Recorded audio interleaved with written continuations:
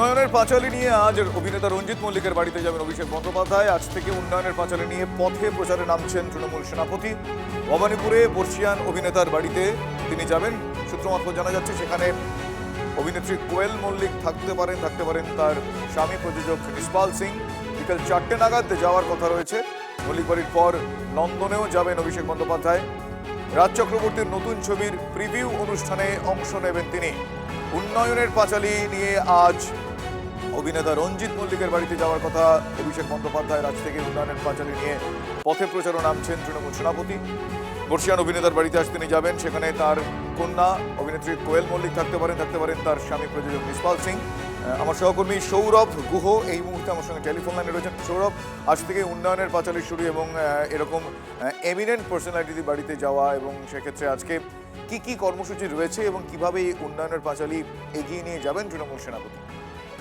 শুভজিৎ, তোমার মনে আছে যে এটা একটা ঘোষিত কর্মসূচি ছিল যা অভিষেক বন্দ্যোপাধ্যায় নির্দেশ দিয়েছিলেন, এবং সেই নির্দেশ মেনে ইতিমধ্যেই বিভিন্ন ব্লকে সেখানকার বিশিষ্ট জনেদের কাছে পৌঁছে যেতে শুরু করেছেন বিধায়ক বা সেখানকার স্থানীয় নেতারা।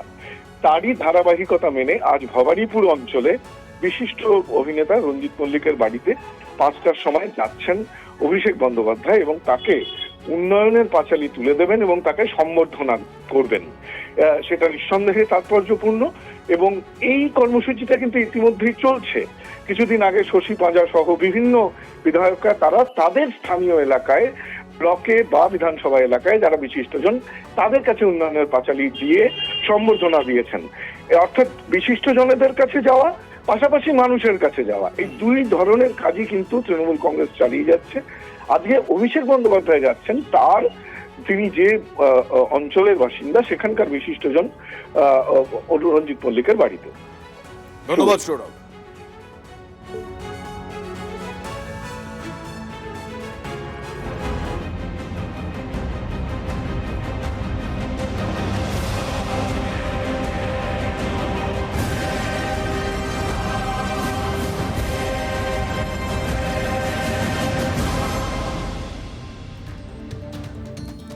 তৃণমূলের এই উন্নয়নের পাঁচালীকে চুরির পাঁচালী বলে কটাক্ষ করেছেন সুকান্ত মজুমদার।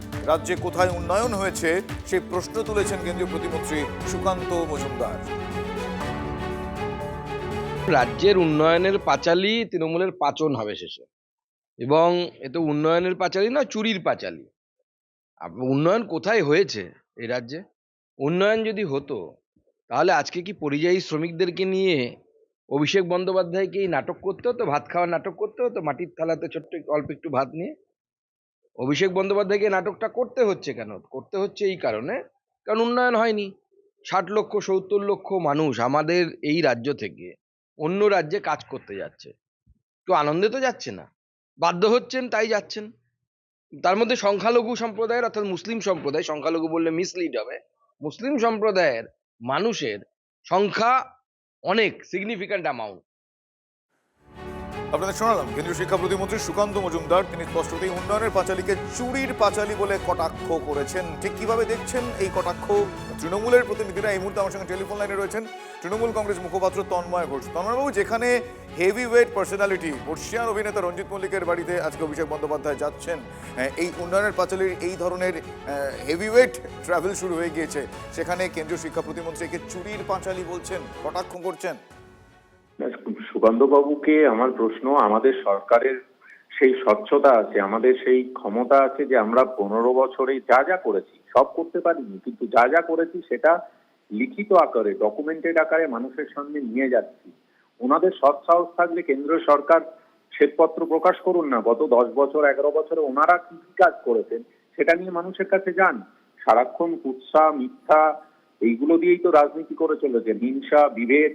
আমরা তো কি উন্নয়ন করেছি? অন্তত রাজনীতিতে যে উন্নয়ন এবং কাজ নিয়ে মানুষের কাছে যেতে হয় সেটাই স্বাভাবিক, সেটা তো আমরা প্রমাণ করছি। তার উল্টো দিকে দাঁড়িয়ে ওনারা কি করছেন? ধন্যবাদ তন্ময়বাবু আপনার প্রতিক্রিয়ার জন্য।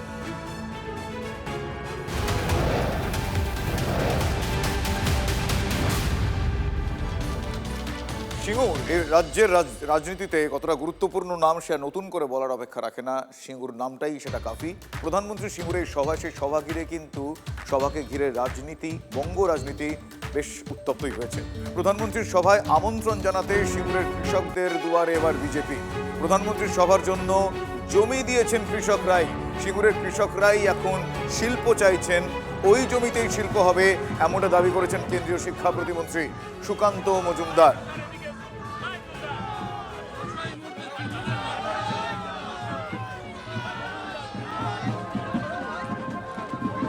প্রধানমন্ত্রীর সিঙ্গুরের সভা ঘিরে তপ্ত বঙ্গ রাজনীতি। প্রধানমন্ত্রীর সভায় আমন্ত্রণ জানাতে সিঙ্গুরের কৃষকদের দুয়ারে এবার বিজেপি।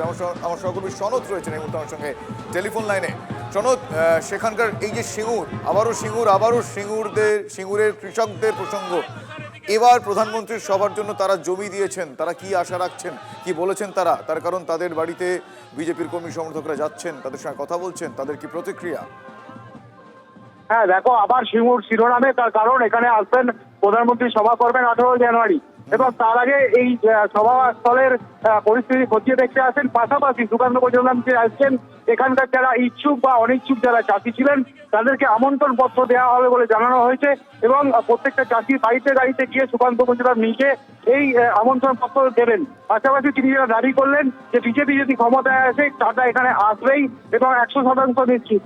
পাশাপাশি এখানে একটা অভিযোগ উঠছিল, যারা এই এলাকায় অর্থাৎ প্রধানমন্ত্রী সভার জন্য যারা সম্মতি দিয়েছেন সবার জন্য, তাদেরকে নাকি বাধা দেওয়া হয়েছে বা তৃণমূলের তরফ থেকে হুমকি দেওয়া হয়েছে। এই প্রসঙ্গে সুকান্ত মজুমদার বলেন বিষয়টা কঠোরভাবে পদক্ষেপ নেওয়া হবে, বিজেপির তরফ থেকে এটা কিন্তু মোকাবিলা করা হবে। পাশাপাশি যেটা তিনি আরো জানান যে সম্প্রতি এটা নিয়ে যে চলছে, মানে বিক্ষিপ্ত ঘটনা চলছে, সেগুলো নিয়েও তিনি বলেন এই বিষয়গুলো পুরোপুরি ঘটনা হচ্ছে তৃণমূলের পক্ষ থেকে। ধন্যবাদ সনদ। মাননীয় প্রধানমন্ত্রী আগামী 18 তারিখ এখানে আসছে। বিশ্বের সবচেয়ে বড় নেতা, তাকে দেখতে আসুন, তিনি কি বলছেন কিছু তা শুনতে আসুন। আর 26-এ বিজেপি সরকার গঠন হবে। টাটাকে আমরা এই মাটিতে ফেলি, টাটা আবার সিঙ্গুরে ফেলি। সেখানে কত বিটেক করা ছেলে মেয়ে আছে যারা অন্য রাজ্যে চলে যেতে বাধ্য হচ্ছে, যারা যাদবপুর থেকে পাশ করছে, যারা শিবপুর থেকে পাশ করছে, যারা আইআইটি খড়গপুর থেকে পাশ করছে, তারা কোথায় যাবে? তাদের হাতে কাজ দরকার, শিল্প দরকার। এবং মনে রাখবেন, যতক্ষণ না হেভি ইন্ডাস্ট্রি তৈরি হচ্ছে ততক্ষণ পর্যন্ত মানুষের হাতে কাজ আসে না। মানুষের হাতে কর্মসংস্থানের জন্য হেভি ইন্ডাস্ট্রি চাই এবং সেটা সুযোগ ছিল এখানে, আমরা সেই সুযোগ হারিয়েছি। আমরা সেটাকে ঠিক করতে চাই। তৃণমূল ভুল করেছে, বিজেপি ঠিক।